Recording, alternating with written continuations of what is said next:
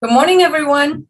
On behalf of the Tang Center for Silk Road Studies, I welcome you to the second day of the Gandhara workshop, which is organized to discuss the history, current state, and future of Gandharan studies, and also to highlight recent research conducted on the region. Now, as mentioned in the program, this workshop is held in conjunction with the Beyond Boundaries Buddhist Art from Gandhara exhibition at the Berkeley Art Museum. And this exhibition is curated by Julia White, Senior Curator at the museum, and Osmund Bopearachchi, Emeritus Director of Research at the CNRS in Paris. And again, I hope many of you were able to see the exhibition, and if not, for those who are local, it's scheduled to run until March 2022. Now, with regard to today's program, please note that there are some changes. Frantz, scheduled to speak yesterday, will be the second speaker of today, as his talk was rescheduled as a Zoom presentation. Olivier Bordeaux, who also couldn't make it, will record his lecture, and it will be added to the webcast within roughly 2 weeks. As such, the whole program will be online for you to view on our YouTube events page. Links will be uploaded onto our website as well. As usual, in this webinar format, you will only be listening to the presentations. That means you, the audience. Yesterday's speakers who traveled to Berkeley will do the same from our conference room, but they could be on camera should they decide to pose a question or comment on the materials presented. Before I introduce our first speaker of the day, let me remind everyone that your questions have to be submitted via the Q&A button. And for technical issues, please use the chat function, and that will connect you to our webinar host. Before we begin, I would just like to thank 3 people who have been indispensable behind the scenes. Tang Center Director of Development, Karen Clancy, Program Director, Frank B.A., and our webinar host, Sky von Valkenburg. So it is thanks to their efforts that this so far has been a very smooth event. Now, our first speaker of the day is Arnaud Bertrand. He is an associate researcher at the ArScAn, Archaeology of Central Asia Research Laboratory, affiliated, a unit of the CNRS in Paris. He's also a lecturer at the Institut Catholique de Paris in Asian Art and Archaeology, and executive director of the Association Française des Amis de l'Orient. His work focuses on the occupation of territories conquered by the first Chinese empires in Central and Northern Asia, the migration policies and the formation of new cities on the borders of the Han Empire. He works on water technology in the Northwest, the translation and study of the Han administrative documents discovered in Northwest China, and the study of the relations between the Han Dynasty and the Yuezhi Confederation. He leads several archaeological prospecting projects in Western Gansu in collaboration with the Dunhuang Academy. So please, silently, unfortunately, help me welcome Arnaud Bertrand to Berkeley virtually. Thank you very much, dear Sanjyot. Thank you very much for this very nice introduction.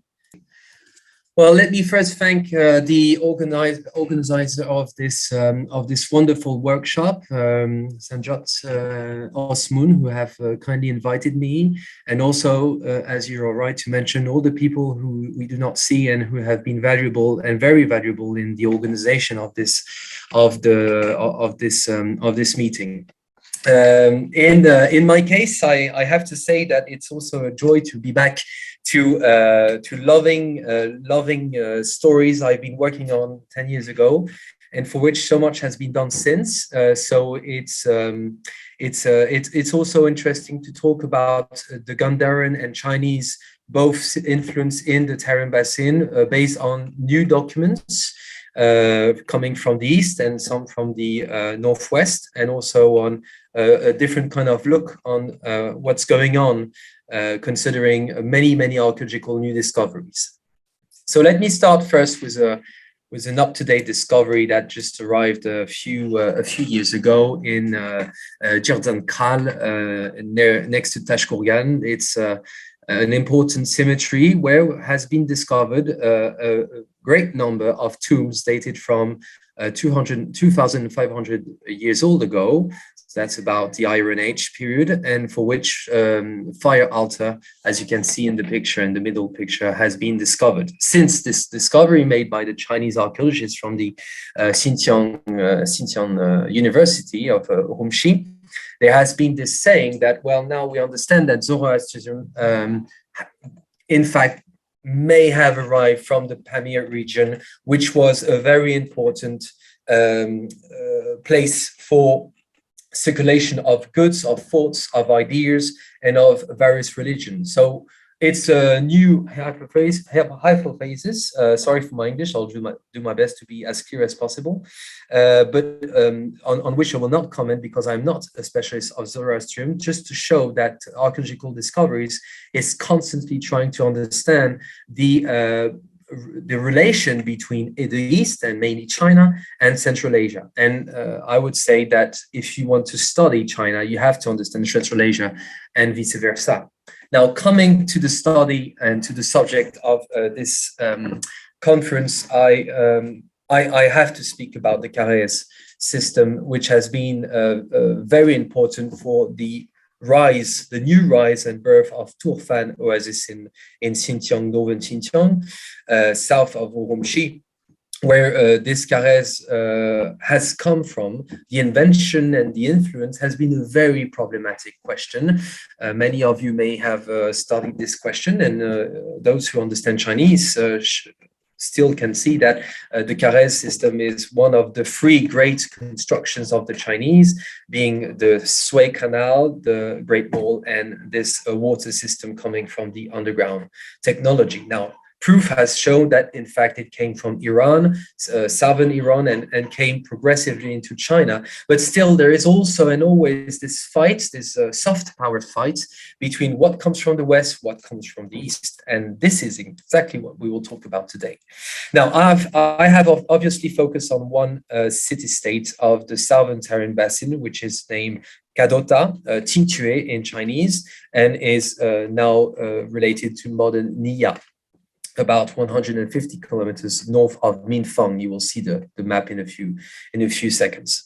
What I will try to show is how the site of Qingtue has been implemented during the Chinese and under the Chinese and under the Gandharan period, and especially focus on these water tanks that have been discovered many centuries ago during the Stein expedition in the northwest, and more recently by the Chinese and Japanese joint collaboration.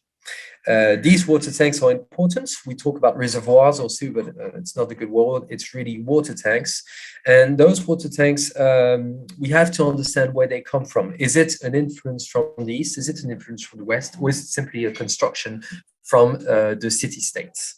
So we will, most of us discuss about these issues. And I have to say, such as I said in the introduction, that this is a subject I have taken care of about 10 years ago. And it was during my stay in Yale under the direction of Valerie Hansen, which I salute. Maybe she's here listening. And now who has passed, of course, Stanley Insler, who has been one of my teachers in Sanskrit for a few years, and has been a very important person for me, especially to study on the Kharosthi documents.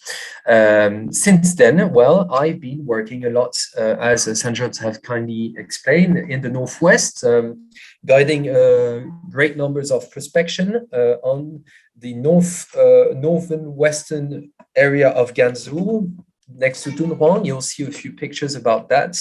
And I especially work on the field and on the documents. I tend to look at it as how the expansion of the Chinese empire worked, and how the relationships between the Northwest, the steppe, and Central Asia and China worked on a very, very practical and daily basis, as well as administrative documents, fortification technology, and everyday tools. So as Sherlock Holmes, I try to take everything, encompass every sources we have, and not just limit myself to one kind of source. But we will come back to it. So the site of Nia, which is good to replace, is located between, is really in the center of the southern Taklamakan region. It's between Khotan and Thiemo. The actual site is 150 kilometers north of Minfang. It's completely in the deserts, and if you try to find it on Google Earth, you will see that nothing is possible to see, or practically nothing, unless you do a few corrections on the pictures. Now, the chronology of this site of Tingtue is important and oftenly misleading. If you go in exhibition, you will see that Tingtue, for example, during the former Han Dynasty period is said Han Dynasty period for anything coming from Tingtue between the 2nd and 3rd century BC. But in fact, you will see that the Chinese influence in this part is very, very low and very thin. Before that, it's important to remind that, I think I have the map just there, the site of Kadota is right here, and on the northern part, 50 kilometers north, you have another site, which is of the Iron Age, of the similar period of Jumbula Kum, for the ones who have worked, who know about the work of Corinne de Ben-Francfort from the ArScAn Center, where she is my research director.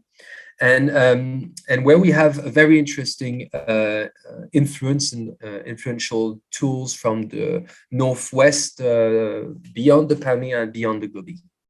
Now, of course, I will focus on one specific period, which is between the 1st century BCE, during the expansion of the Chinese to the northwest and how this expansion works, and during the 2nd to 5th century, during this progressive migration of a Gandharan-speaking people, and who have used, during this Qin dynasty area in China, new kind of scripts for administrative purpose and religious purpose, which is the Khaoshti.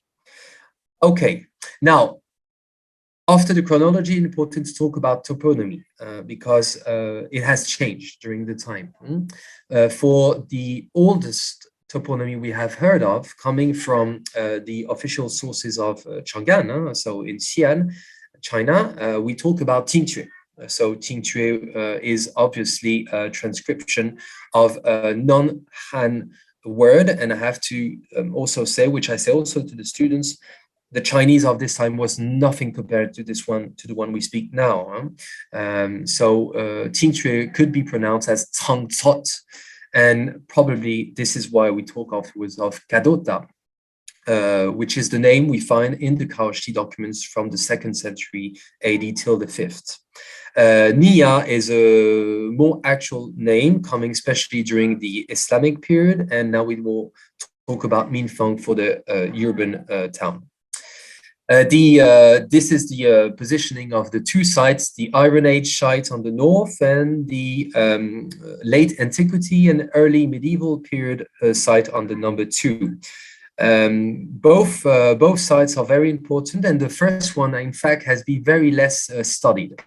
Now, regarding the period on which we will work on is, of course, on two influential areas. The first one is between the Western Han Dynasty, on which I have worked a lot for more than 10 years now, especially on administrative documents and archaeology. And on the other side, we have obviously the rise of the Kushan Empire. First, the Yuezhi and then the Kushan Empire, both being, of course, linked. And this is the place where you have a lot of circulation of goods, a lot of contact, of very important contact and diplomatic system going on.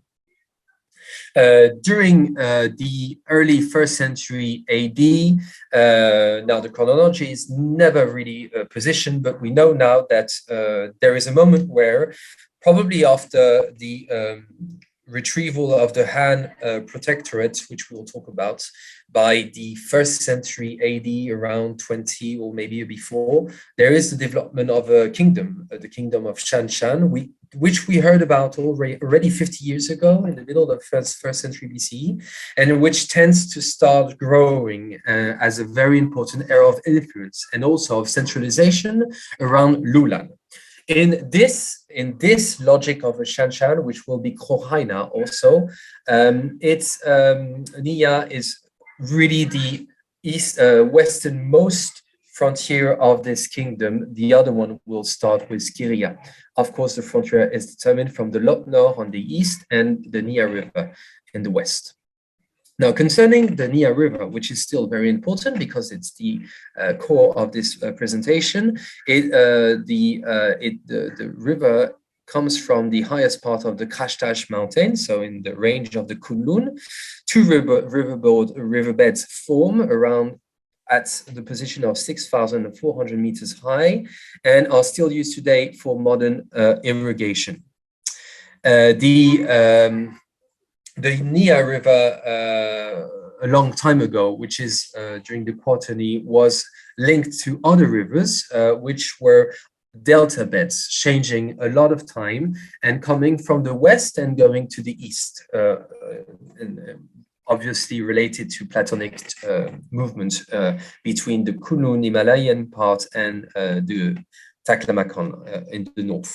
So it is important to understand that occupation has changed a lot during this time, but this river was a constant place for settlements, and these settlements could have started since the High Neolithic until the 6th century AD.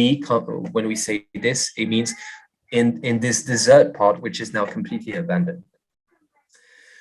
Now, the structure of the site, the plans here that are presented and on which I will stay on is based on Aurel Stein. So Aurel Stein, explorer and archaeologist who has worked for the first time on this site in the early 20th century, and has made a very interesting map, which has been taken again by the Chinese and Japanese work.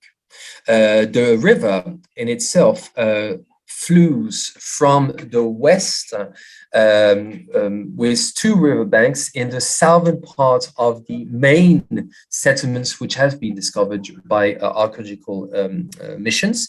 And when you pass the famous ancient bridge, as it is said, I think I have this discussion by Aurel Stein.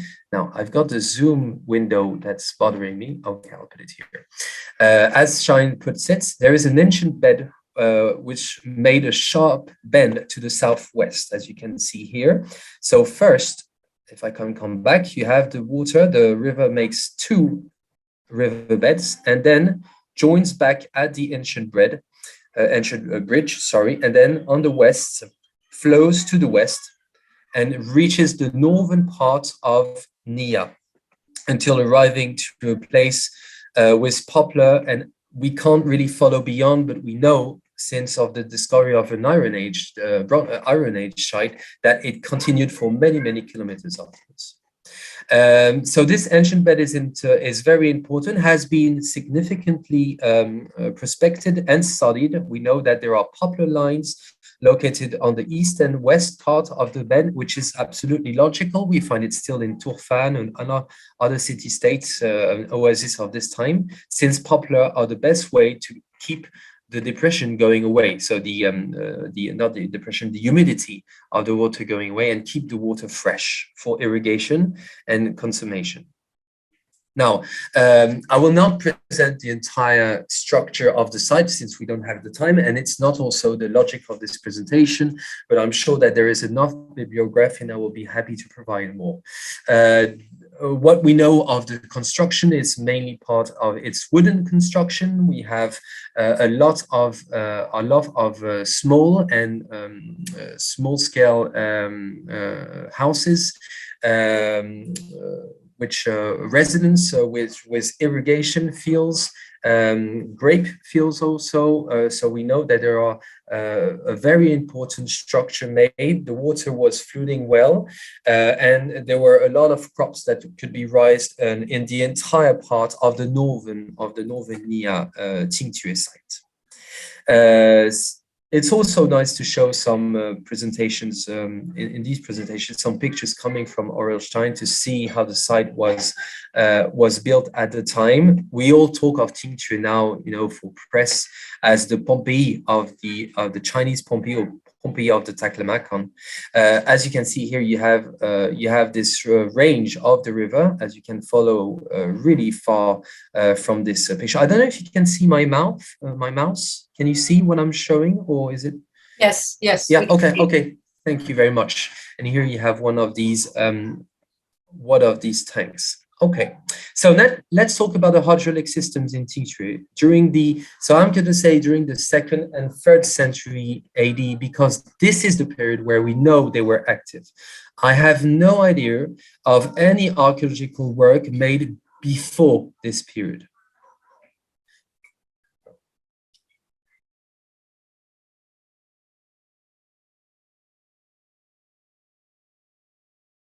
I'm sorry, I've got my baby is crying a lot that has a big fever. Just give me 1 minute to check if everything's okay, and I'll be back. Sorry.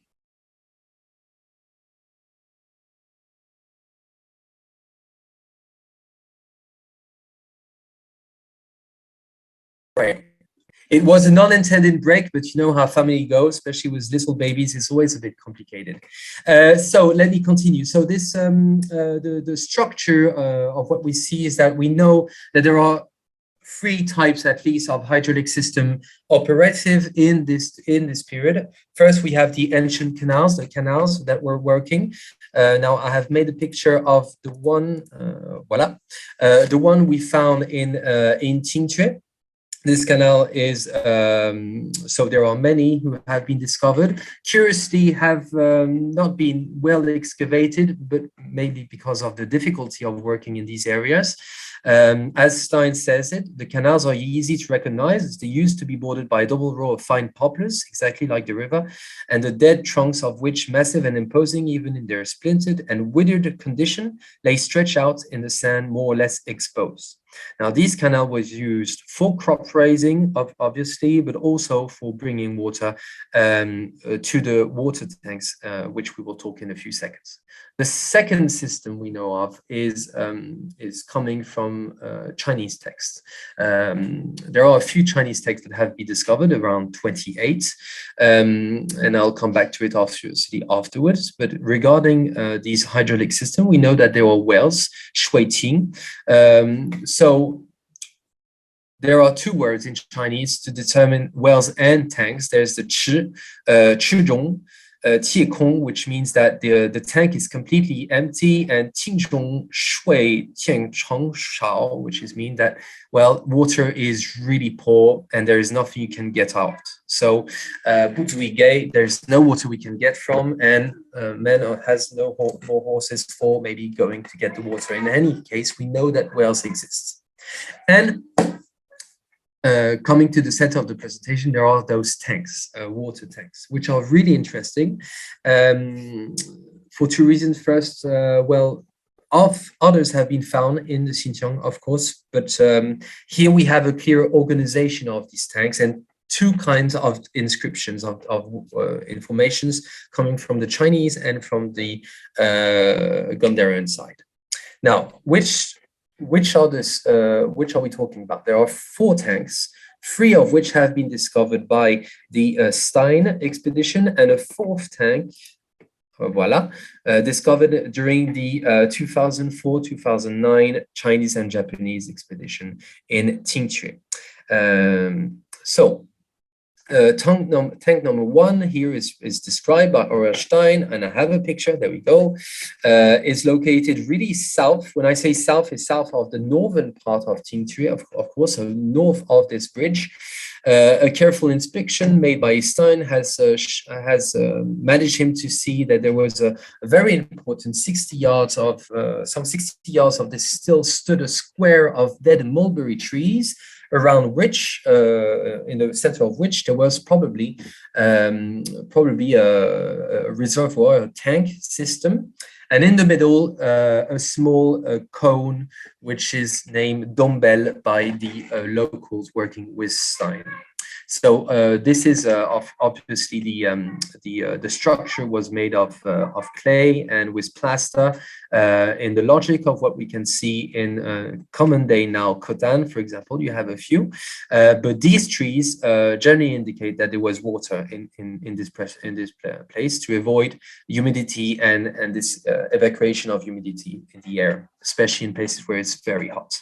Here you have Stein and his dog, always with him, following him everywhere next to this first tank. Now, here's the picture made during the IDP Dunhuang with Susan Whitfield. I think that was during the 2009 mission. And you can see that, well, they're still well recognized. And there's the picture coming from north. This is how you see better how everything was settled. Now, the second tank is practically in the same system, so I will not describe them all because it's not very useful. However, it's good to put the pictures on, and especially to see where they are located. So the first one was on the south, the second one is in the north, really, really top north, close to the ending of this, of the traces of the river, and especially at the end of the settlements as what we know of. So beyond N14 and 15. Tank number 3. The important thing also is to remember and keep in mind for this discussion that Stein has noticed many times for those tanks that in the center there's a small mound of earth. What his called is the dumbbell, and that we see in practically in every tank. Now this cone has disappeared through time, but it was important for Stein to notice it. This is the third tank, located well a few meters on the western part of the Qingque site. And finally, the fourth one here presented in this joint Japanese-Chinese collaboration. And you can see here the construction system much clearly. Here, the poplar trees have all disappeared, but obviously they were present during when it was operative. Now, concerning this dumbbell first, Stein has been told that the similar system existed, for example, in Yotkan, Khotan. Has explained to me, as he says, it is used to mark the level down to which the water of the tank has first to be let out before fresh water is introduced from the feeding canal of the periodical renewals provided for. The latter are obviously necessary since the tanks are the chief supply of drinking water during the season when irrigation ceases. Now that's very important. Obviously, tanks are like cisterns.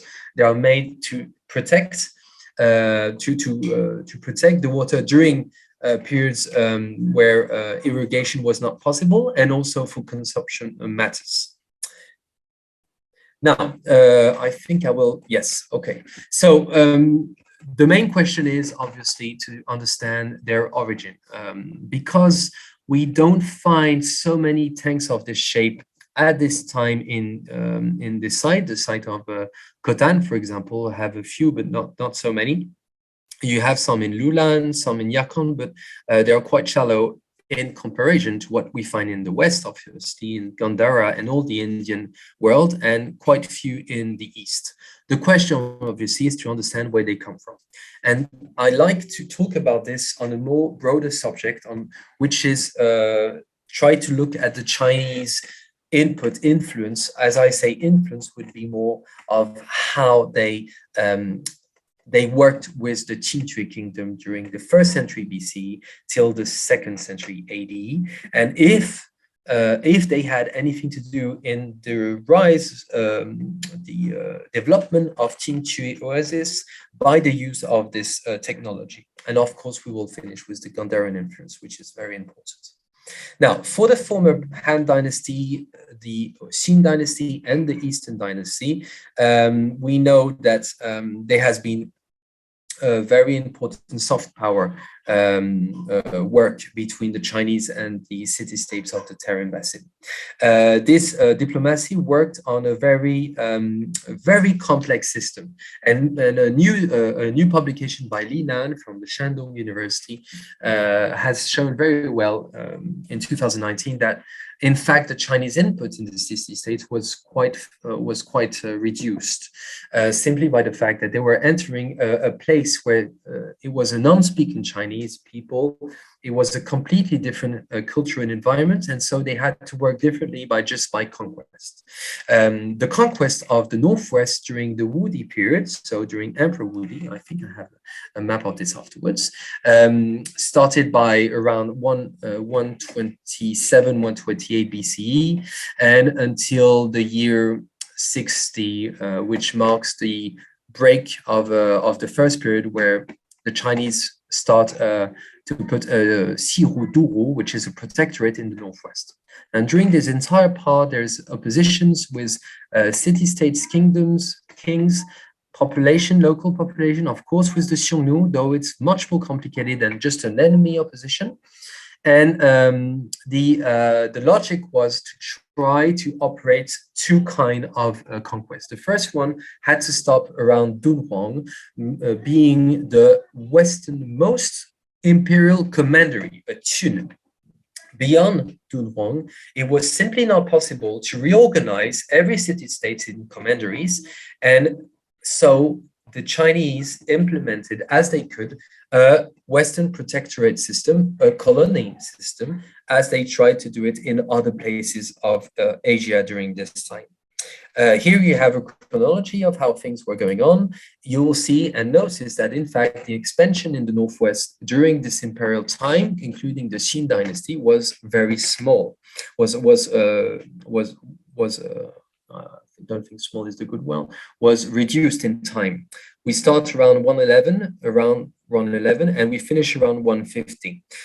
During this time, there are many periods of withdrawal, of re-questioning the logic of going so far west in the frontier system, and why using so much money to control these city-states, obviously for economic purpose, when everything is going badly in the center of this empire.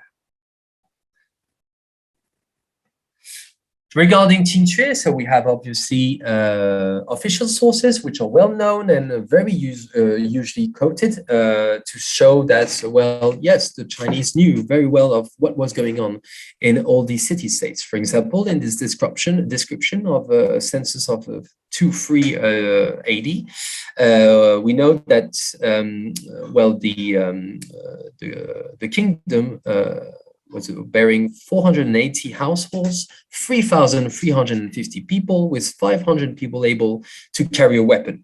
The Qingque counted a commander, a left and right chief, and a chief interpreter. But in fact, they do not see that. They do not say more about it. So we just have a very simple description. So we have to turn to other sources, okay? And this is where I come in, where I, not only me, of course, try to understand the complexity of the relationships between the city-states and the Chinese empire regarding diplomacy, communication, and this can only be done from new sources, which do not come from the central part and have not been constrained into a census logic, okay, and editing problematic. So these documents, these other kind of sources are written administrative documents coming from the Northwest, majority of which come from Gansu region between Wuwei in the east and Dunhuang in the west. For the Dunhuang part, there is a very important site discovered in 1990, which is the site of Xuanquan. Xuanquan is here, located on the northern part of the Sanwei Shan, which is this mountain, which in the Quaternary was linked to the Nanshan.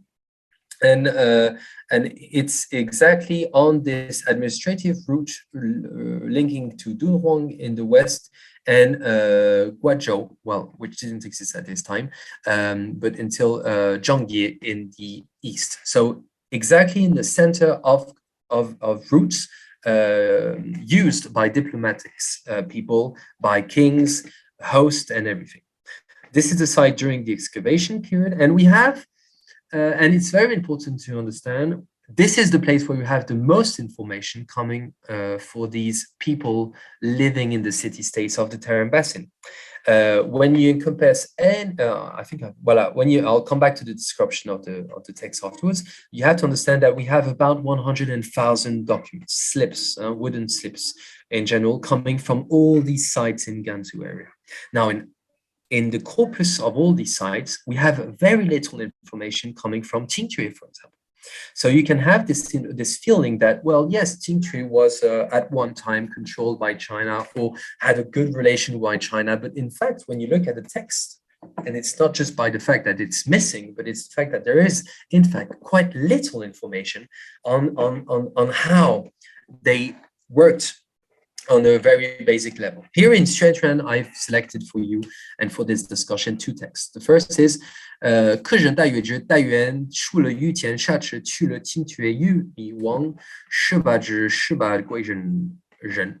So, which means that in 48 BCE, among the foreign hosts of the kings of the Daiyuezhi, Daiyuan, Shule, Yutian, Shachi, we have the names of the modern places, Qingque, Yumi, sending 18 noble rank people coming from the city-states and arriving to the center of China, center of the empire. So here we have a description, a very simple indication of who came from the Xuanchuan, which was a relay station to go further east. And a second text here dated from 55 BC, so a bit earlier in time. We have this other information of 470 guests coming from the kingdom of Qingque. Unfortunately, these documents, as many as we have, are quite few and not in a good condition of preservation, and the texts are quite cut in the main times. So we don't have the full description, but we know that there was communication. The problem is Xuanchuan is the only site from which we have these information, such as in Tuyan or Tianshui. We know that they didn't pass from there. The host from Qingque during this period came from the southern Yangguan, which has not been discovered still, till Xuanchuan, then going south to Zhangye and Lufu, Lute, Guzhong, and beyond the Yellow River, sites which have still there not been discovered. Now, how did the Chinese presence in Nia was really effective? This is a very important question, because we know that between the 1st century BC and the 4th century AD, there's a great change in the paradigm of conquest of these areas. Obviously, we all know of this silk brocade dated from the Eastern Han early Qin period, so 2nd, 3rd century AD, where it is said 5 stars rising towards the east for the benefit of China, in a tomb discovered in the southern part of Qingque, in the southern part of this water bridge I was talking about. And in fact, yes, there is. If you take again the map, I think I have shown. Voila. Normally, you have 2 important settlements of Chinese-speaking people, and probably linked to the empire. First, some tombs discovered in the south part, which are about a dozen of tombs, and the documents, which 20 of the 26 discovered by Stein's mission come from one single place, which is N14 in the north. Now, that makes sense, in fact, because we know that the road in the antiquity was not coming from the south, as we can see it here following the river, but there was another road coming from the north to from the west to the east, and reaching Qingque from the northern part. Okay, so that would explain probably why the Chinese are always, in fact, in the periphery of the local kingdom structure. Now, concerning these documents, what do we have? We have, too quick.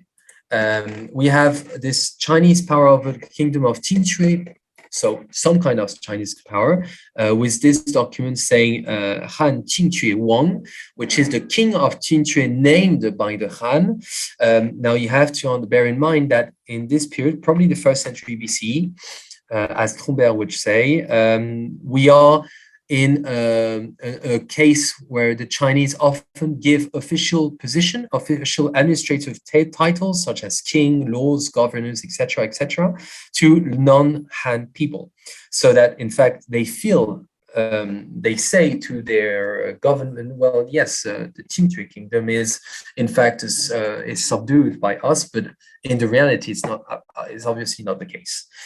So it's more of a diplomatic, very honorific title. Now, there are other informations coming from exchanges made between the local royal families, which had, in fact, Chinese titles, such as the king's mother uses a Longan gemstone to present her greetings. We know that Longan is a kind of ruby known especially by archaeological discoveries and coming from northern India. And last forms, kind of documents, we have the Chinese information regarding water, which I have presented before, saying that the tanks are empty and giving information on problems, daily problems regarding the access to water. So they were present. The use of Chinese was there, especially during this period, but in fact, we do see that the Chinese had very little present in the middle of the Qingque site. And it's not just about the lack of discovery. It's just that, well, probably that the Chinese weren't capable of managing such many people, and we're talking about 3,000 people if the census is correct, whereas the colony of the Chinese Empire was much fewer in soldier, much fewer in capacity, in administrative capacity to conquest, occupy, and expand as it was done in the Dunhuang, Wuwei area. So what we know, of course, of the water impact, water technology impact from the Chinese side is the use of the Tuntian and the Cyan field system, which is quite famous.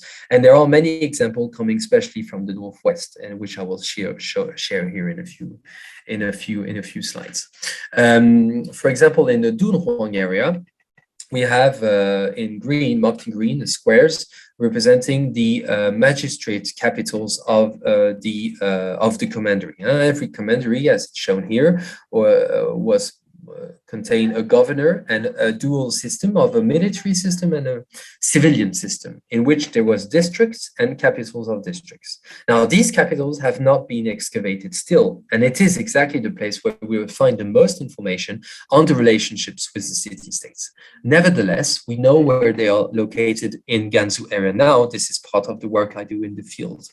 Here you have Nansha Takong, which is the location of Mingan, here on the map, here on the northern part of a river. There is Nanhuchang, which is the city capital of Longle, here next to the Yongguan Duwei, so Yongguan barrier or pass. And there are, of course, Heishuigo, much east in Zhangye, and Xiaojiadi, which is one of the other local capitals. Now, regarding Mingan, for example, you do very well see in this quite difficult place to access, trust me on that, we have a river coming from the east, the Tiduan River, and here giving, which was which was replaced by canals system for giving water to fields on the system of the Duntian, which is the Duntian is as well understood as a colony, a military colony with agricultural purpose and water development, so local rise of crops, but it was also understood as an equitable separation of fields. And that was only possible by a very important mass of soldiers, engineers, and peasants present on site to make this possible. Now, the fields distributed, you can see it here in the picture in Mingan, where you can still see the division of these fields. Another site is even more obvious. It's the one of Guangzhou, which is the capital of the central part of Dunhuang Commandery. And here you have in Dunhuang, so you see here, Dunhuang is here. Xuantuan is the site I was talking about. This is the line of the Great Wall. And just on the eastern part of Xuantuan, you have above the actual highway, this side of Guangzhou, where the southern part, you have this canal, which is quite precisely presented, and a division of the fields in the exact description of what we find from Cao Cao, for example, 3rd century AD, and also from the 1st century BC in the Han official text. Now, did the Chinese use the Tuntian system in the western part, above or beyond Dunhuang?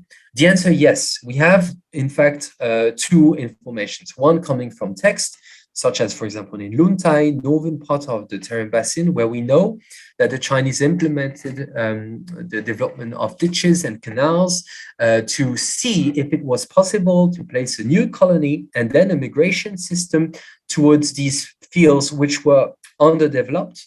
And again, shows us that Chinese people, the Han people, were trying to find places quite far from the city-states, or at least at the periphery of the city-states, so that they could be in control of their territory and in the perfect line of communication with these. And we have, for example, this text indicating from Lulan beyond the lake, so on the northern part of Lop Nord, which says from the Eastern Han, concerning the large reservoir, large tank Zhuo, which is perhaps the name of the tank. It is deep, and its water around the end of the month comes from Lulan. So we do see that there are tanks. We do know that there are also Duntian system. For example, in Qiang, modern Miran, we know that there is a technique used, as it is said, in the Hanshu, and as it has been proved in an archaeological field a few years ago by a joint Chinese and American expedition, if I recall. Here you have the Duntian system placed on the southern part of Yuezhi. So this is located south north map, and you can understand the logic of this Duntian, which is one main canal, a very important canal, which distributes the water on secondary canals in order to reorganize the parcels of the fields by population density and occupation. And here we have a clear information that, in fact, yes, this Duntian existed and was probably coming, I think that's clear, from the Chinese side. Nevertheless, in Qingtui, you have nothing that has been discovered of the same kind. So, were the tanks that were discovered in Qingtui coming from the Chinese influence? Probably not. Now, we have to look in the West to understand, and I will get to my conclusion. In about 15 minutes, I'm done. Is it good for you, Sanjay? Yeah, perfect. Okay.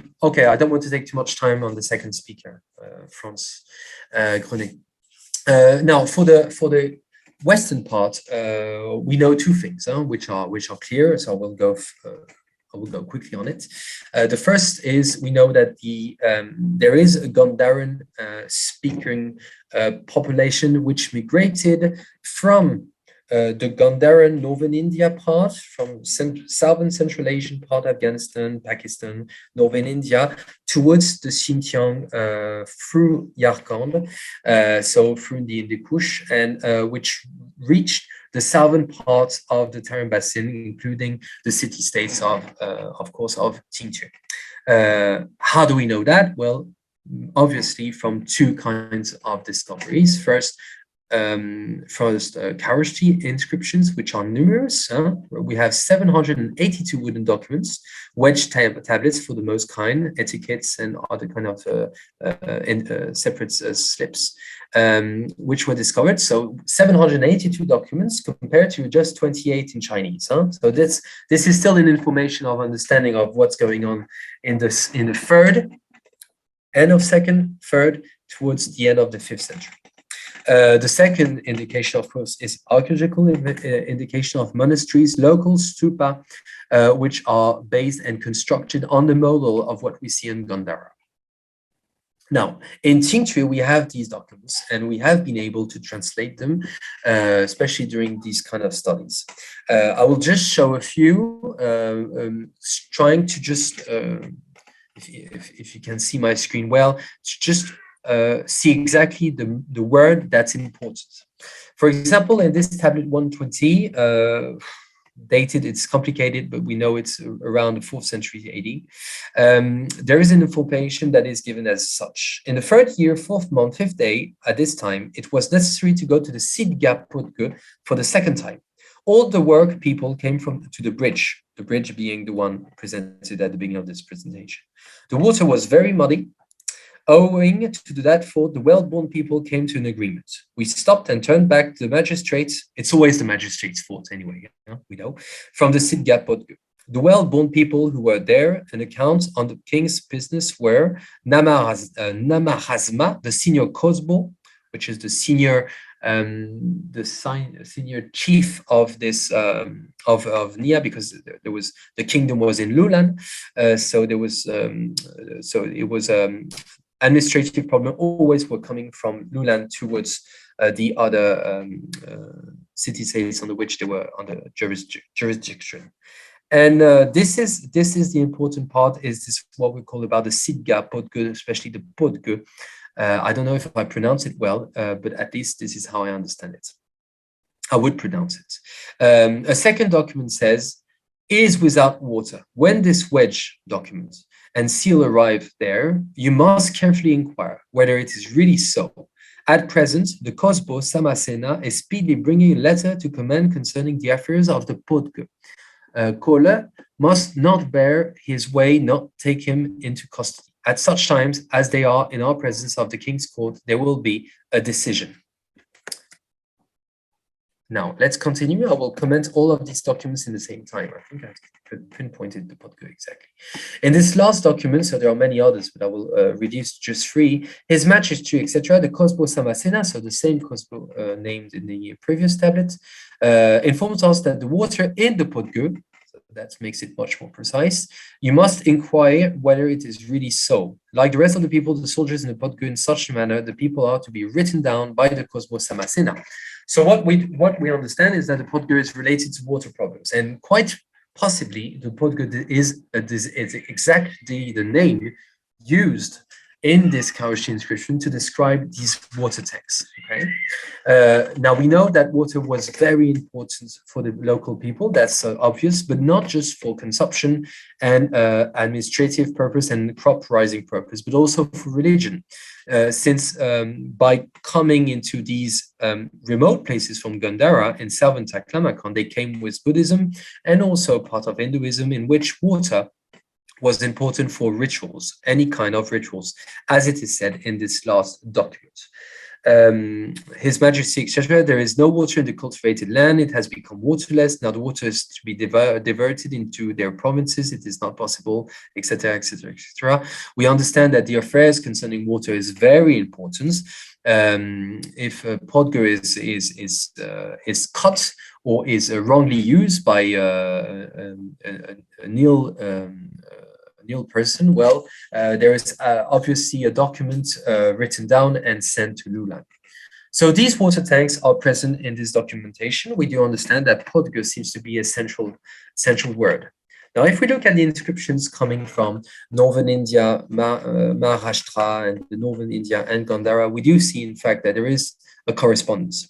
For example, following Harry Falk's ideas in 2009, the Prakrit term for podi derives from Sanskrit prodi, to pull up. And for Falk, this would designate a jaw well. In the hybrid Brahmi Sanskrit Nasik inscription in Ushavadata, and that's in the Maharashtra, so I've just precised them, it's on the western coast of India. There is this word podi, a small opening, or probably concerning Tang, if you follow Emid Sinart's translation. And it is said in the line 4 of these inscriptions, which date from the 2nd century CE, that the Prokshara Podi, which is translated by the Prokshara tanks, present in these inscriptions. There are many other examples where we find the same word. In the Mahavastu, we also know that there is many cases of donations, such as we call the Diya Dharma, religious gifts, in which, for example, cisterns or tanks are built by a local governor, a local chief, a local king, to make possible religions, cultural rituals and in these lands. We have this case in the Lokat Wadi rock cut pala inscriptions dated from the 1st century BC, 2nd century CE. So this corresponds well with the datation of Tingtue, from what I've shown. Now, in this very impressive fort, really incredible to see, there is this rock cut inscriptions in which we find also this podi, which has been a donation by Bayam Da Ida Rakitaena, which is probably a local lord who has given money to build this cistern, also for consumption of course use, but also for religious use. Now, if you look at Gandhara, you will find many examples of tanks. I don't have to say much about this, obviously, coming at the end of this presentation. But still, let's just mention that, for example, near Und, there's a huge stone block dated from 238 now in the Lao Museum, which says that there is a very important reservoir tank, which was dug also by donation given by or built by the generous contribution of a local lord, which is Maharaja Kanishka.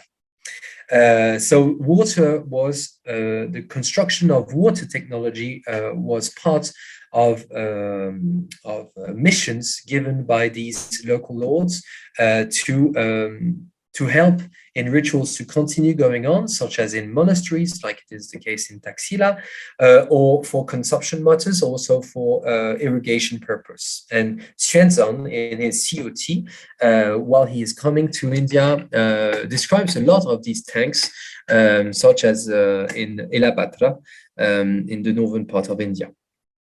And we have, of course, many examples on which I will not say much, just to present the pictures here of an ablution pool in the Jammu Mashri, that's in the northern part of India, and also in Gandhara. Now, in 2009, same chapter in the same book presented in honor of Gurishwa Bhattacharya, there is this water tank discovered, and it is now kept in America, in the United States of America, in the David Nalin collection, and coming from a Japanese owner, in which we have a presentation of this water tank, and which has been very clearly described in full by Monica Zin. And in the middle, we have this very interesting cone, which Stein had been noticed that it could be concerning. It could be the indication of a dumbbell, where here we have the indication of a small stupa, reduced stupa model, but still, which could be also used for practical use to understand when we have to fill again the water and open the dams and open the canal. Along all the periphery of this tank, we have iconographic representations of Buddha, of Bodhisattva, of deities, and of course of serpents and worshippers, some of being with head of serpents, Naga mostly, which is clearly the fact that, water and the depiction of water here in the religion matter was linked to these tanks. And coming back and going to the end of this presentation, if we come back to Dandanulik, for example, we have paintings discovered by Stein in the early 20th century, where we have a fresco presenting the bathing of a deity in the middle of a tank, as it is presented here again.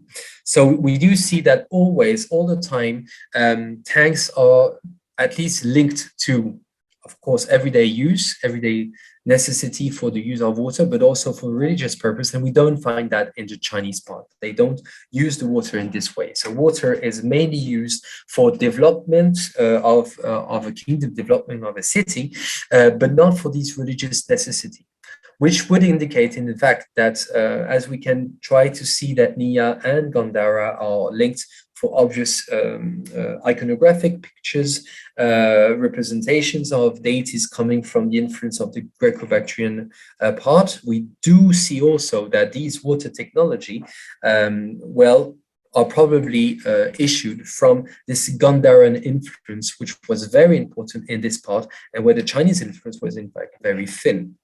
Now, I will finish just to conclude in a few slides. First, on the abandonment of the Qing city-states around the 5th, early 6th century AD. We know and we can see that temperature is changing, and by this change, during the Tang period, normally during the Sui Qin until the Tang period, there's a change of climate, and in the southern part, it's becoming more and more difficult to access the water and have good temperatures for raising crops. So that's one of the problematics, which would indicate why there is a progressive redirection of settlements strategy towards the northern part of the basin region. And the second would be, of course, maybe the destruction of these tanks, which were used for preservation of water in periods of hard winter, of difficulties of temperature, or difficulties to access to the main river. So in any part, the tanks are linked at least to two things. First being the religious religious matters linked to the Gandharan influence and culture from Buddhism and Hinduism. And second, obviously, those tanks are very important for preservation of life in these, remote places for now, but where desert was much less extended at this time. We will just finish on this picture, obviously, because we have to link everything we do to actuality and contemporary problems. Whereas probably these tanks did not come from a Chinese influence, while the Chinese are now using dams a lot in Xinjiang for development of new cities, and so they, in fact, are using probably this Gandharan system still today to develop population, local population, and enhance these city-states such as Minfang. Thank you very much for your attention, and I will be happy to have your thoughts on this presentation. Thank you so much, Arnaud, for this very rich and wonderful and detailed talk, and also for all this new material that you are working with. There are a couple of questions. We don't have a lot of time, and I also know that you are pressed for time. I have one quick question. Yep. Now, sort of the differences in terms of usage of the water, right? That you link to Gandhara and China, respectively, in terms of what they use that water for. I'm just wondering, in terms of construction and technology, right? Whether or not there are similarities in how these were constructed, whether they were within the Chinese sphere or whether they were sort of more in the sphere of a connection to Gandhara. In other words, who were the people, in terms of building the tanks and the way that they look, the way that they are constructed to hold the water. Do you see similarity, even if the usage is completely different? It's a very good question. One problem is that the pictures we have of these tanks are not good. So it's not always easy to imagine how they look like. However, I tend to think that these kind of technology are made by people living there, who live there for a long, long time. So when I talk about Gandharan and Chinese influence, it's just to try to show also how they work together or not together on these occupation of important communication places. As for the structure, we are into, it's not rock building at all. We have a clay system with plaster, very close to what we see in modern day Khotan, for example. So we are in fact in the same logic. It's exactly like the carrés. You know, right. We always think that the carrés, even in technology, came from the West. It's not true at all, because people working on the carrés were actually the same people working on the wells. For Tiaohe, for example, they knew how to use the tools. They knew how to work on this very complex place, and the use of these poplars all around is a characteristic we find in every archaeological site in Xinjiang, simply because of high temperature. So we are in a very, very well understood local system technology. We do not find that in China. And to finish with your question, it's the same problematic with the Great Wall technology in the Northwest, around Dunhuang, for example. The Chinese didn't use at all bricks, didn't use at all, they use rammed earth and poplar layers, which was a technology coming from Lulan or Tufan or Chudi, for example, but not from the East also. So every time they were located in these places, they were using something, using engineers that were working there. Right. Thank you. Thank you so much. So let me move on to our next speaker, who is already in view. Professor Franz Grenet, professor at the Collège de France, where he chairs the Department of History and Cultures of Pre-Islamic Central Asia. He received his Ph.D. from the École Normale Supérieure, Paris, after which he was appointed Deputy Director of the French Archaeological Delegation in Afghanistan from 1977 to 1981, participating in the excavations at Xiongnu under directorship of Paul Bernard.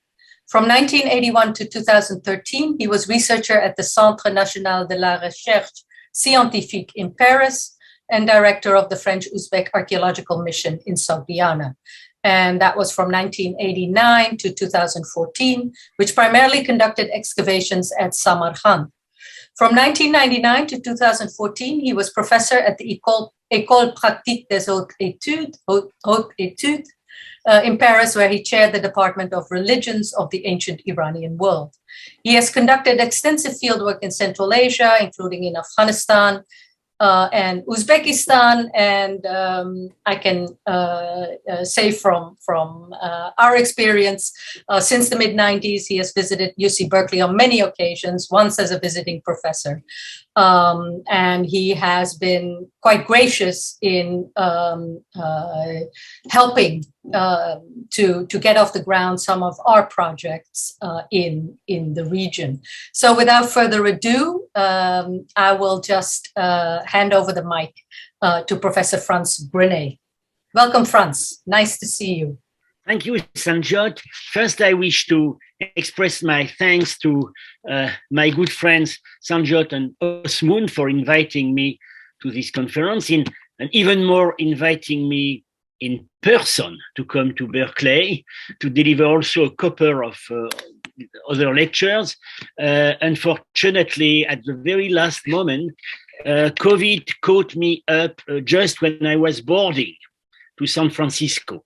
Well, at least I avoided becoming a burden to all of you, putting me in quarantine somewhere in Berkeley. Don't worry, I have no symptom at all, but I had to give up the trip. I hope it's just a delay, and that soon I'll be able to join you in person. What I'm going to present is a new interpretation of the so-called Kustanai silver bowl kept at the Hermitage. This silver bowl was found in 1903 in Kustanai, Turgai province, Kazakhstan, and was first published 3 years later by Yakov Smirnov in his photographic volume of the Hermitage collection. It is a small bowl belonging to the quite coherent series of the so-called Bactrian bowls of markedly Hellenistic style, of which 15 specimens or so are now known. On the exterior, it is entirely decorated with figures, of which some parts are crimped in the shell according to a technique used on Sasanian silverware. Some of these added parts are now missing, as you can see, for example, on this head. Traces of partial gilding can be observed on most specimens of this series, but not on this one, which could be the result of the hazards of conservation. For a long time, the commentaries on this object erred between very contrasting and unconvincing interpretations. According to Rostovtsev, some unknown Iranian story. According to Trevor, an Indian marriage ceremony. In 1943, Kurt Weitzman included this vase in his groundbreaking article, 3 Bactrian silver vessels with illustrations from Euripides, where he proposed to recognize it as one of 3 bowls depicting a random selection of scenes taken from Euripides' tragedies, perpetuating the tradition of the so-called Megarian bowls of the Hellenistic period. In the present case, he recognized evocations of no less than 4 tragedies of Euripides: Alcestis, Alope, Bacchae, and Ion. Until now, Weitzman's great authority as an elucidator of late antique art has discouraged any other attempt. Recently, both Paul Bernard and François Barat cautiously proposed some partial alternatives, but not the same ones. In fact, the main advances are due to Boris Marshak, who, in his book Silberschätze des Orients, Silver Treasures of the East, published in 1986, exposed a new theory on the Bactrian bowls. On the one hand, he expanded the series by adding known and unknown specimens. On the other hand, he pushed the dates of the group considerably later than hitherto assumed to the 4th, 6th century CE. The safest landmarks being portraits of 6th century Heptalite rulers and the typical aristocratic costume of that time. You can see with my mouse. As to the meaning of the scenes of the so-called Euripidean bowls, however, he refrained from any reinterpretation. Kadan and I are now engaged in this task, and today we are going to present a new interpretation of the Kustanai bowl.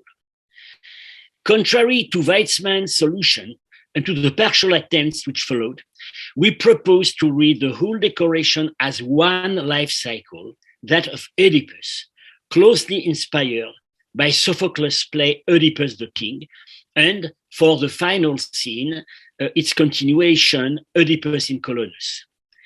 In all, we distinguish 5 scenes.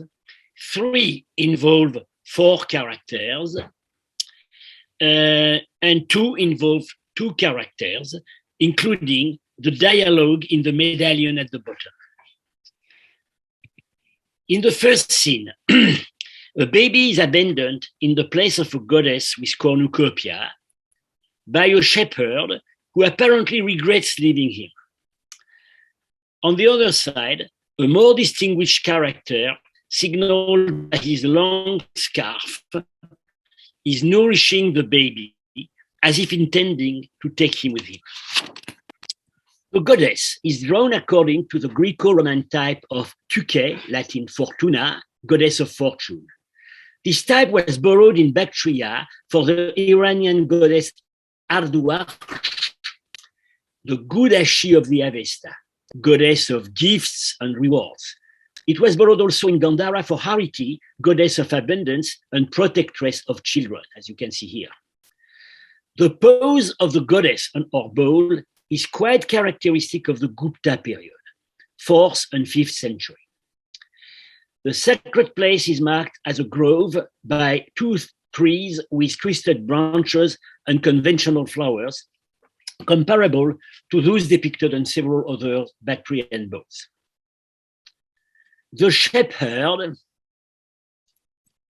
is identified by his curved stick, the usual attribute of his profession in ancient art. The other character is marked by his long scarf as an elite character, possibly linked with the royal court. We can compare this character with Alexander the Great, depicted on another Bactrian bowl, which I'm going to present next month in a lecture at the Middle East Department. The second scene shows 4 characters. On the left, a proud and naked young man is standing with shield and long stick. He is contemplated by a bearded man wearing a loose coat and a scarf, who is trying to assisting an old man of superior status, as indicated by his mentor. This man seems to be staggering. His body is united with that of a young woman with a scarf, who looks in the other direction and makes a libation from a cup. In the third scene, a woman looking exactly like the previous one, but with an appealing stance, is seduced by a smaller man, presumably younger, nude except for the royal diadem and the scarf. He's presenting a flower on the threshold of the bedroom. One can compare this scene with different couples in Roman painting and Gandhara art. The offering of a flower to a woman as a gesture of seduction or marital love is attested in Sasanian art, as well as on one Bactrian bowl found at Qiang near Samarkand, where a Heptalite ruler presents a flower to a group of Indian girls dancing or primping. Actually, the appearance of the lady in the seduction scene seems to combine 2 traditions. One is Aphrodite, semi-nude or undressing, with a chiton falling under the waist. Another tradition manifests in the treatment of the female body with the folds of the dress passing between the breasts, is borrowed from Gandhara sculpture. Also, the hairdo with the folded ponytail belongs rather to that tradition, as exemplified by some sculptures and by a 3rd century plate depicting the 3 Graces. The same woman reappears in the central medallion, engaged in conversation with a bearded man of inferior status, wearing the loose coat we have already encountered in the second scene. The stance of the seated lady finds parallels in both traditions, with Aphrodite on the rock on a medallion from Taranto and Phaedra on a Gandhara tray. The male costumes in those instances where men are not nude or semi-nude, here and here, is neither typically Greek nor Indian, nor is it the Central Asian Thai aristocratic costume. This kind of loose shirt with round collar, rolled up sleeves, and fan-shaped folds under the waist is rather characteristic of non-elite people in Bactrian Sogdiana, such as this dancer at Surkotal. One can also compare these farmers looking after the grain on a Penjiken painting. But how to explain the contrast between the quite realistic rendering of the local male costume and the entirely Greco-Indian appearance of the recurring female figures in scene 2, 3, and the central medallion? No girl or lady of local extraction, nor any Iranian goddess, is ever depicted nude or partly uncovered in Bactrian and Sogdian art. So we would like to suggest that the artist intending to depict a physically attractive woman had to resort to foreign models, either Greek or Indian, the more so when the story was recognized as foreign. The fourth scene, like the second one, shows 4 characters. On the left, a nude shepherd, again with a stick, is putting his hand on the head of a woman. If she is the same one as in the other scenes, she has lost all erotic character. Her body is entirely covered, and on her head, she is wearing a scarf twisted around her neck, and she's holding its hanging hand with her right hand. With her left hand, she touches the arm of a king identified by his scepter and diadem. This king is young, as shown by the locks on his breast. In response to the gesture of the lady, he is touching her shoulder. The shepherd's gesture indicates that he is somehow responsible for the woman's death, as this gesture is well attested in Greco-Roman art, for example, in scenes with a psychopomp figure like Hermes, who brings a human being to death. In Persian, it corresponds to the expression marg bar sar, death over the head, sometimes illustrated in Persian miniatures by a bleeding axe suspended over a warrior's head. As for the exchange of gestures between the lady and the young king, it is a farewell gesture executed at the time of death. Here again, we have Greco-Roman parallels. Note especially the Herculean relief, where we find exactly the same pair of gesture of hand on the shoulder and hand on the arm between Orpheus and Eurydice at their final separation. The hand on the shoulder is also shown on the second scene, confirming our idea that the servant is assisting his dying master. The same gesture with the same significance is also attested in Eastern Iran on a funerary vase from Merv attributed to the 6th century. The wife has laid her right hand on the shoulder of her dying husband, who is going to receive in his mouth a few drops of the sacred hauma beverage, according to the Zoroastrian ritual of the extreme unction. We are now left with the last character of this final scene. A man wearing a traveler's hat is grasping a tree branch in his left hand and raising his right hand while closing his fist. This character, who, given the preceding observations, we now dare to call Oedipus, is cursing the young king, his son. A variant of this scene is illustrated on a funerary urn from Volterra. The blind Oedipus, with raised hand, he holding a stick, curses his two sons, who, as a fulfillment of the curse, are killing each other in battle. We now come to the identification of each scene and character, drawn in comparison with Sophocles. The most relevant passages are reproduced on the PowerPoint. Initially, I intended to, if I had been myself at Berkeley, I would have distributed printouts in the handout. This my PowerPoint will be available to those interested, and they can read the text extracts in detail.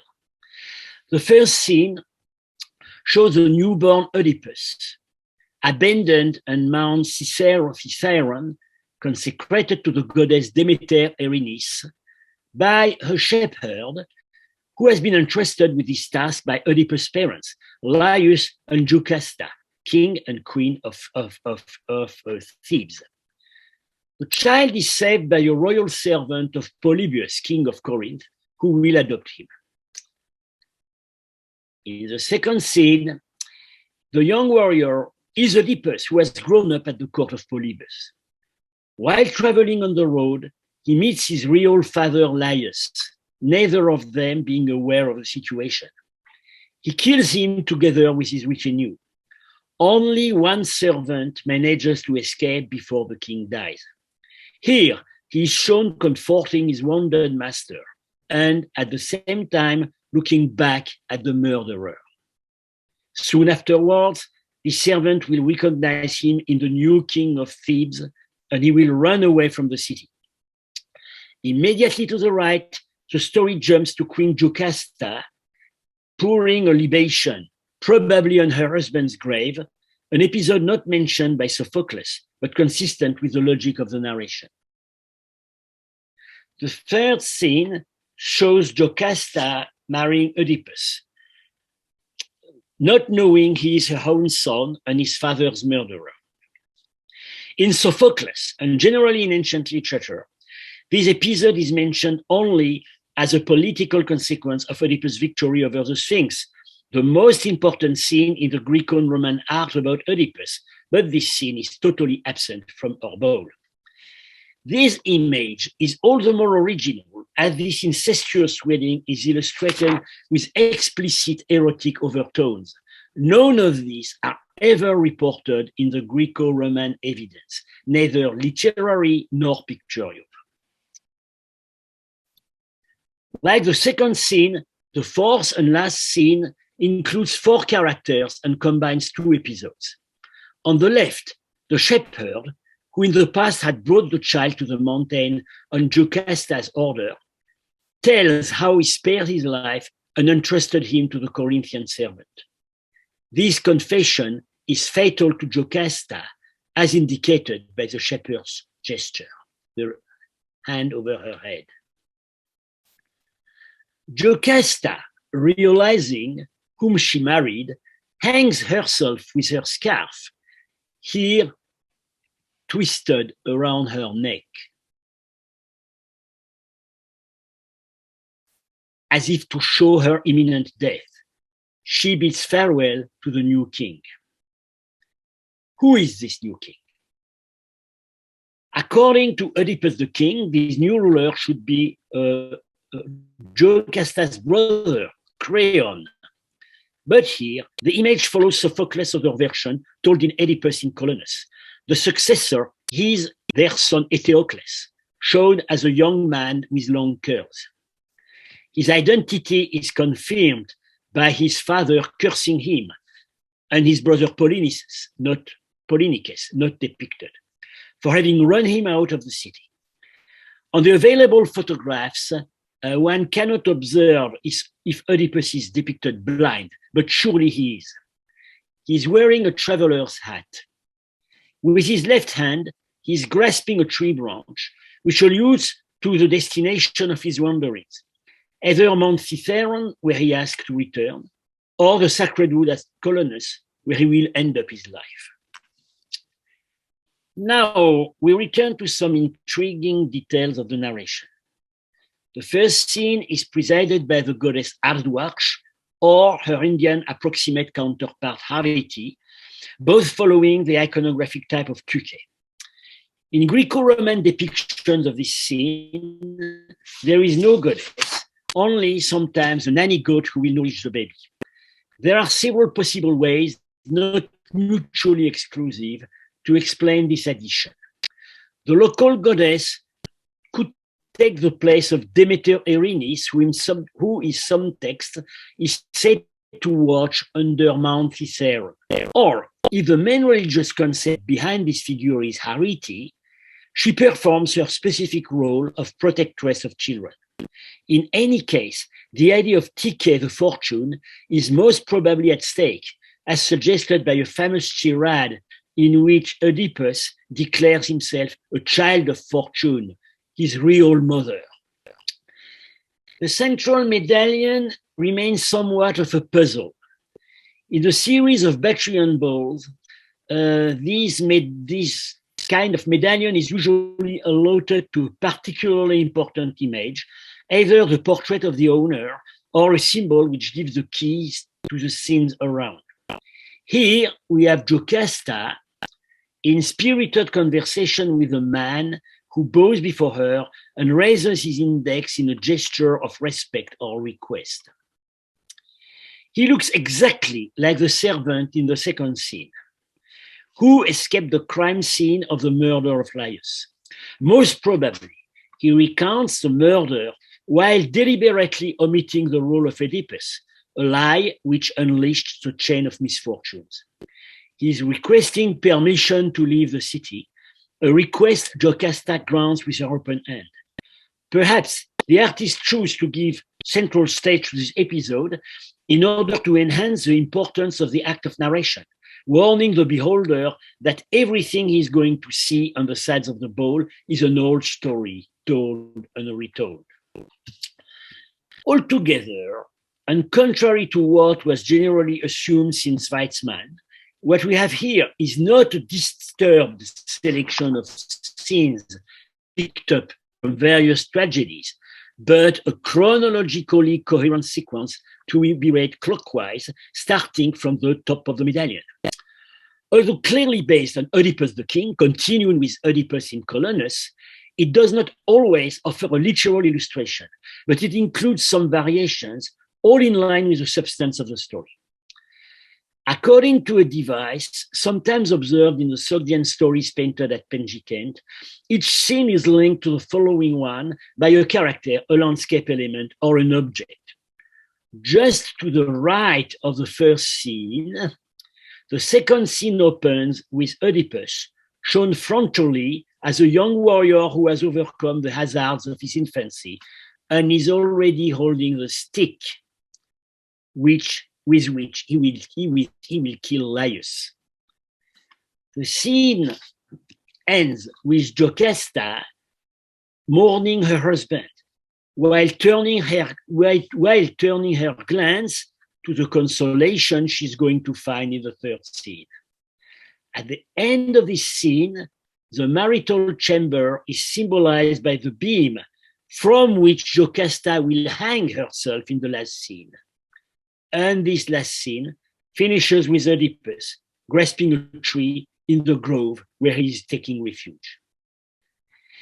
Because of lack of time, we shall compare only a few specimens of the Bactrian bows. All have a central medallion with on the walls either a repetitive series of characters or animals or a chain of stories.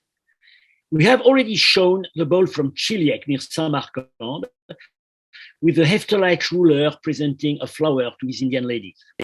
According to the ruler's portrait, this specimen can be dated from the 3rd of the century. Of the other bowls which Weizmann tried to elucidate through Euripides, the one at the Freer Gallery is difficult to date and at the present stage of our study offers no recognizable evidence. The only identification we accept from Weizmann is Bellerophon riding Pegasus.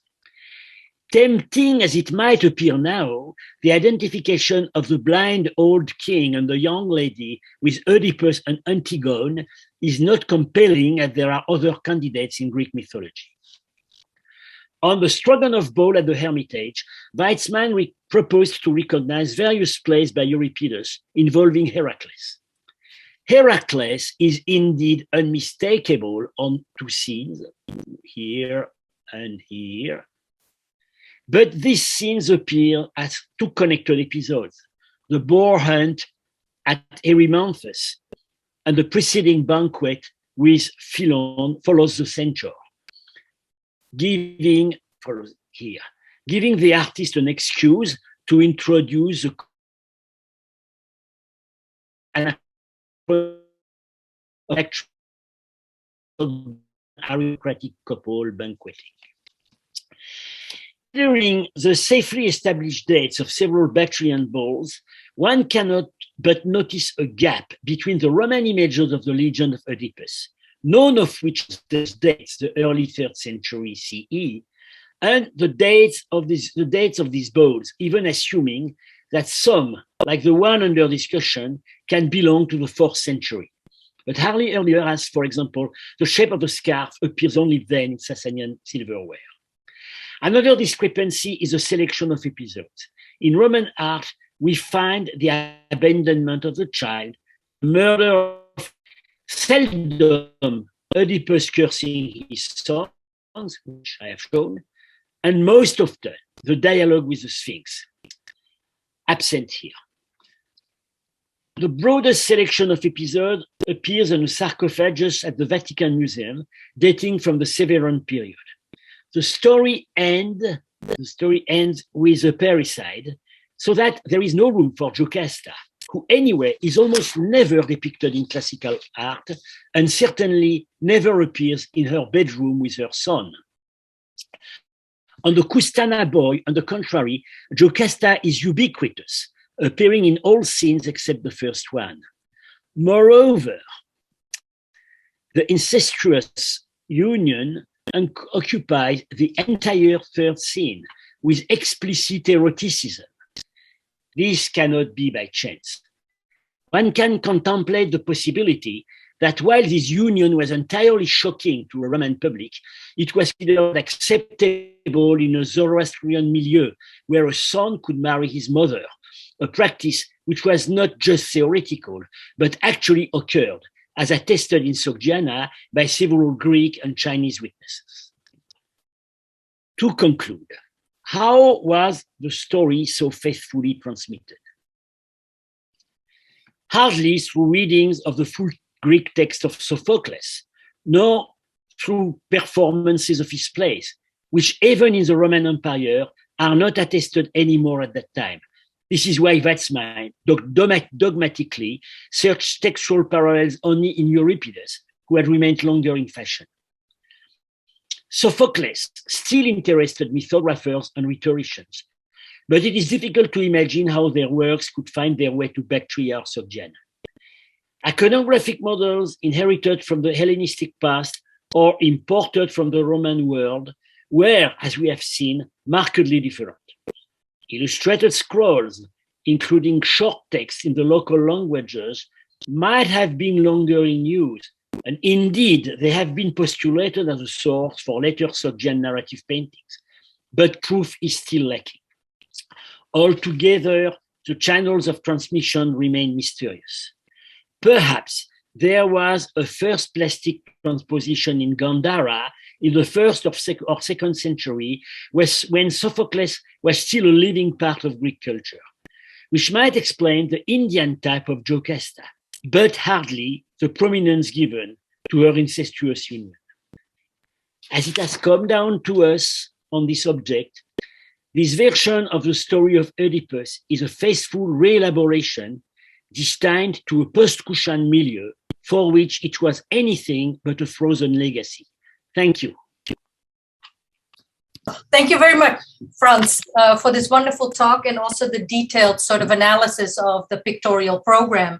I was reminded, and you couldn't be here, on Thursday when Osmund gave his keynote and did this very detailed rendering of the imagery and the visual representation of many of the reliefs from Gandhara and some of the ones that are in the exhibition. This kind of careful analysis, trying to figure out, what is being presented. And I have no background sort of in classical literature or mythology. I did wonder, I mean, you come to it at the very end, and I'm wondering how you see sort of the interaction between what we have then classified as Bactria and Gandhara, right? I mean, we sort of compartmentalize in many ways, partly because we divided linguistically or, between Iranic, Indic, drawn to the south rather than to the north. But I've always wondered, when I was originally going to participate with a talk in this conference, I was thinking about northern reaches of Gandhara, southern reaches of Bactria. How do you see that, and how do you see then the transmission of some of these localized, what I'm assuming are localized stories? Well, we are, in which period are we? We are probably during the Killerite or Hephthalite period. These empires unified temporarily Bactria, Gandhara, and sometimes Sogdiana for the first time since the Greeks. We know that aristocracies circulated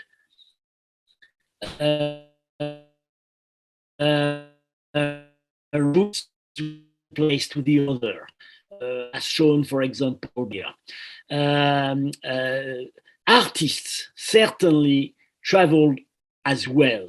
So when one comes to luxury aristocratic productions, such as this type of vases, I don't think the distinction can be drawn very strictly between Gandhara and Bactria, perhaps not even with Sogjana. It is an artistic, it is a cultural, aristocratic, and artistic continuum. Anka and I consider that there is an element of couleur locale, local color, in the insistence upon the incestuous marriage, which could be accepted only in a Zoroastrian milieu. And actually, we have testimonies, for example, from Chinese travelers, independent from each other, who mentioned that in the 7th, 8th centuries, in Sogjana, mothers marry their own sons. So this is an element which let us think that this vase was produced probably not in India, more probably in Bactria or Sogjana, in a Zoroastrian milieu. But not all the vases of this series of so-called Bactrian bowls were produced for a Bactrian milieu. The Lhasa bowl, which I'm going to comment in one of my lectures, probably in January, was produced for Jews. Mm-hmm. So there is a geographical diversity, there is a religious diversity, but in the field of luxury productions, there is a continuum in that period. Thank you so much. I'm going to turn to some questions that came in. The youth presenting or exhibiting a bloom to the woman is somewhat reminiscent of the showing of grain in the Eleusinian mystery cult. Mm. Mm. I don't know whether you want to comment. Yes, it can be compared. It can be compared, but here it is clearly a flower. Mm-hmm. And the offering of a flower to a lady has most probably the same meaning as it has in our own culture. We have a few scenes in Sasanian art, including a royal scene, when the man is presenting a flower to his wife or the wife to the man. And we have this bowl from Chiliec, where the Hephthalites ruler, he's unquestionably a Hephthalites, is shown in an unexpected, courteous mood, not expected from the Hephthalites, presenting flowers to his Indian ladies. So I don't think it's not an ear of corn. I don't think the Eleusinian parallel is very pertinent here. It is a gesture of love. Mm-hmm. There was a second question. Two young men are the first elements of human life. She is earth, call it whatever name you choose. She nourishes men with dry viands, but the son of Simile, who comes as her mate, has discovered the moist drink of the grape and introduced it among mortals. Euripides. Actually, the interpretation of the first scene as the infancy of Dionysus was proposed by Paul Bernard. But there are several stories, of course, in ancient literature about a baby being abandoned in the mountain and nourished by animals or found. But so, in theory, Oedipus was not the only possible candidate. But considering the general context, it can be only Oedipus. Mm-hmm.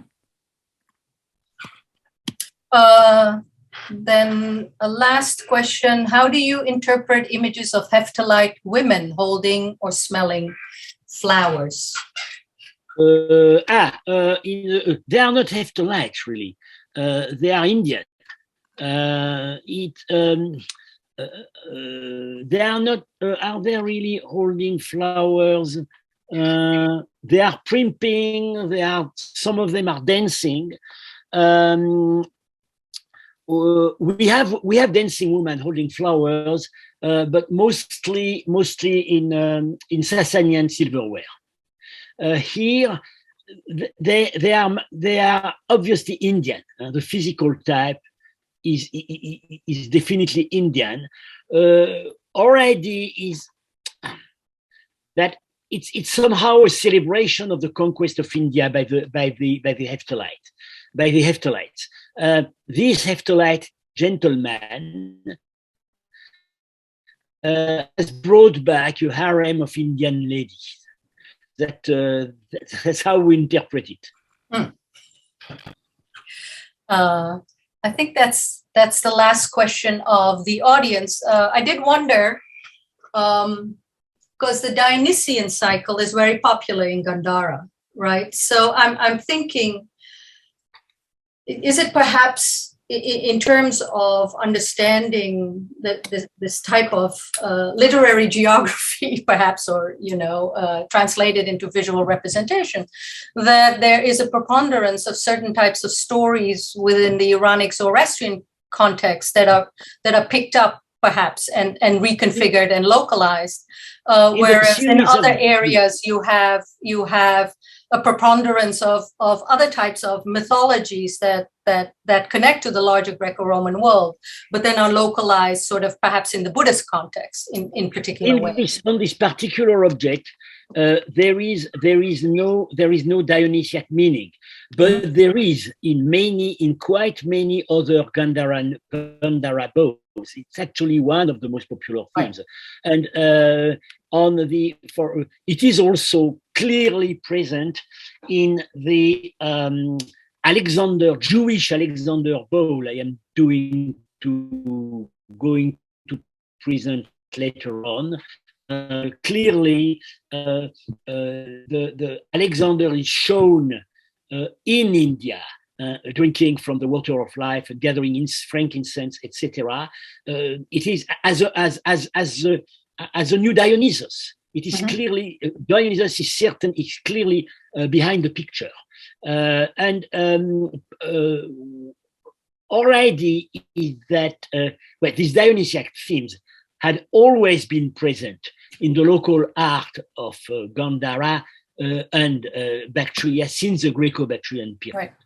And of course, moreover, a Dionysiac repertoire is very much expected on a drinking vessel, clearly, but also certainly the idea of the conquest of India is also instrumental. As the Greeks before them, the Heftalites were conquerors of India. And this is, for example, this is how we explain this bowl from, is a screen shared? Yes, it is. This bowl from Qiang, which I've mentioned several times. Excuse me. There is I have a question, an answer by Anka Dan, my co-author. Anka, question. Yeah, my apologies to Anka because I was going to introduce her as your co-author, and then I skipped over that, so I want to acknowledge. But I mentioned it, and it is on the abstract. Right. The Dionysiac connection can be seen also through theater. We have here a representation of Sophocles' tragedies, which were represented in Dionysus theater and ceremonies in Athens. Right. Yes, clearly. Yeah. I have many questions which I cannot answer here, but Sanjyot, I suggest you just give my email to the participants, and they can write me, and I shall answer individually. what I'll do is we at the end we collect all the comments and questions, and we tend to forward those to the speaker. So then the speaker can choose whether or not to engage in a conversation on this particular issue. So wonderful. Thank you so much, Frantz, for this very wonderful talk and richly illustrated talk. It's wonderful to see you. I was so unhappy that you couldn't make it here in person, but let's hope in the not so distant future that you'll get another chance to come and give your so do I. Teach us and hold seminars in person. So thank you very much. And also to the audience, it is now a break time. We're breaking for lunch. You can leave the webinar, and you'll be able to return to the webinar with the same link and I have to check to be sure, at 2 p.m. So we'll reconvene at 2 p.m. And then continue our program with the next scheduled 3 talks. So thank you very much. And we'll see you soon. I won't see you soon, but we'll be together soon. Take care.